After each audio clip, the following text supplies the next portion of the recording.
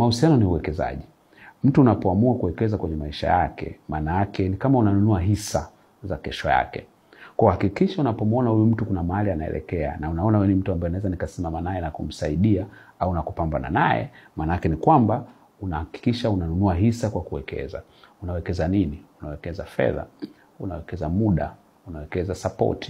Ndio maana unaona hata kwenye michezo kwa mfano, kuna watu wanachukua kijana mdogo star, wanamwona na kipaji, wanaanza kuwekeza, wanampeleka football academy kufanya mazoezi, wanamlipia, wanafanya nini, wanamtafutia agent na vitu kama hivyo. Akipata ile timu, akilipwa zile pesa, sio zote anachukua peke yake.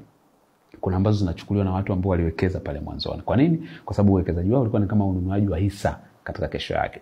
Na wewe pia angalia, kuna watu ambao unaona wanainuka kwenye sanaa, wanainuka kwenye vipaji, wanainuka katika uongozi, wanainuka katika vitu mbalimbali. Angalia na wewe, hakikisha unakuwa mmoja wa watu ambao usisubiri tu kwamba wafike juu, kwa sababu watakapofika juu kuna watu hapo katikati wengi wametumika kwenye kuwasaidia kufika juu. Na watakuwa loyal kwa wale watu kwa sababu wamewasaidia kwa vile walivyo sasa hivi. Kwa hiyo hakikisha unawekeza kwenye maisha yao.